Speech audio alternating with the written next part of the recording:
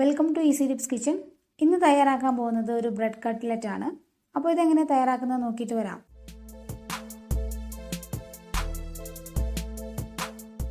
ഇതിന് വേണ്ടിയിട്ട് ഒരു പാൻ ചൂടാക്കി അതിലേക്ക് 1 ടേബിൾ സ്പൂൺ വെളിച്ചെണ്ണ ചേർത്ത് ചൂടാക്കി കൊടുക്കാം.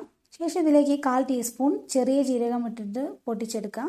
ഇതിലേക്ക് 3 സവാള ചെറുതായിട്ട് അരിഞ്ഞും കൂടെ ചേർത്ത് കൊടുക്കുന്നുണ്ട്. 2 ടീസ്പൂൺ ഇഞ്ചി ചെറുതായിട്ട് അരിഞ്ഞത്, 2 പച്ചമുളക് ചെറുതായിട്ട് കട്ട് ചെയ്തതും, ആവശ്യത്തിന് ഉപ്പും കൂടെ ചേർത്തിട്ട് നന്നായിട്ടൊന്ന് ഇളക്കി കൊടുക്കാം. ഇതൊരു ഗോൾഡൻ ബ്രൗൺ കളർ ആവുന്നവരെ നന്നായിട്ടൊന്ന് വഴറ്റിയെടുക്കാം.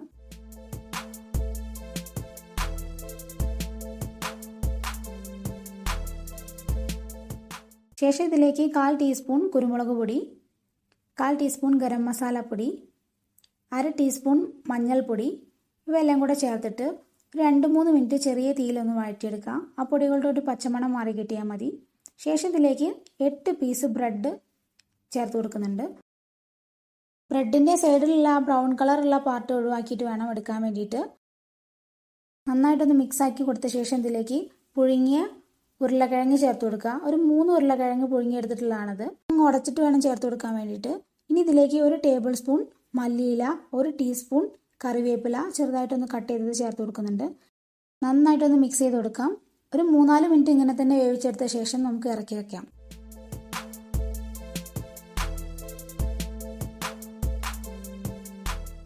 നല്ല ചൂടൊന്ന് വിട്ട ശേഷം നമുക്ക് കൈകൊണ്ട് നന്നായിട്ടൊന്ന് ഉടച്ചു കൊടുക്കാം.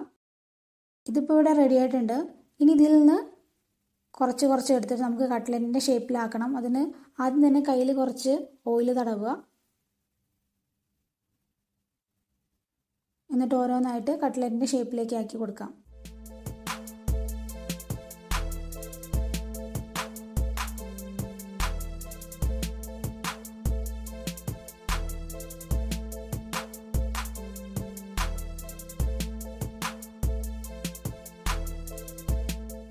ഇതിപ്പോൾ എല്ലാം റെഡിയാക്കി വെച്ചിട്ടുണ്ട്. ഇനി വേണ്ടത് നമുക്ക് ഒരു മുട്ട ഒന്ന് ബീറ്റ് ചെയ്തെടുക്കാം. അതുപോലെ തന്നെ ബ്രെഡ് ക്രംസ് എടുത്തിട്ടുണ്ട്. ശേഷം മുട്ടയിൽ മുക്കിയിട്ട് ബ്രെഡ് ക്രംസിലും കൂടെ ഒന്ന് റോൾ ചെയ്തെടുക്കാം. ഇതുപോലെ തന്നെ എല്ലാം ചെയ്തെടുക്കാം.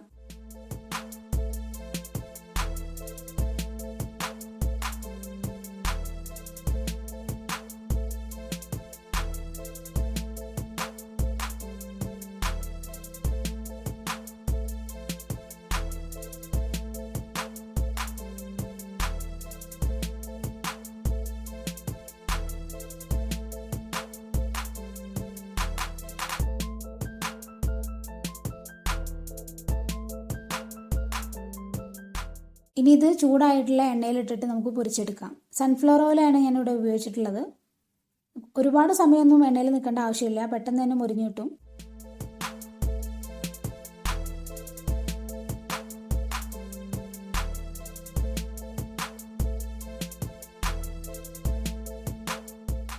ഇതിപ്പോൾ ഇവിടെ റെഡി ആയിട്ടുണ്ട്. ഇതുപോലെ തന്നെ എല്ലാം തന്നെ ചെയ്തെടുക്കാം.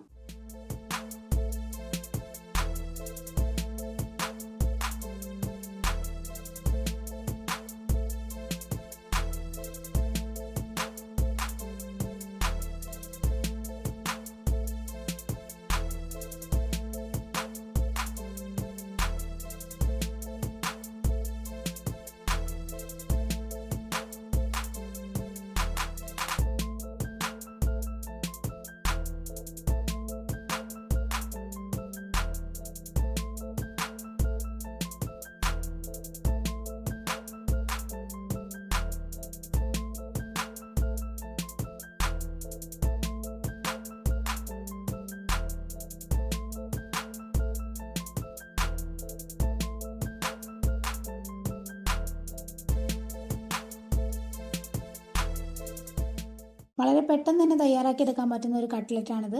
അപ്പോൾ ഇതെല്ലാം തന്നെ ഇവിടെ റെഡി ആയിട്ടുണ്ട്. അപ്പോൾ ഇന്നത്തെ വീഡിയോ ഇഷ്ടമായിട്ടുണ്ടെങ്കിൽ ലൈക്ക് ചെയ്യാനും ഷെയർ ചെയ്യാനും സബ്സ്ക്രൈബ് ചെയ്യാനും മറക്കരുത്. Thanks for watching easy tips kitchen.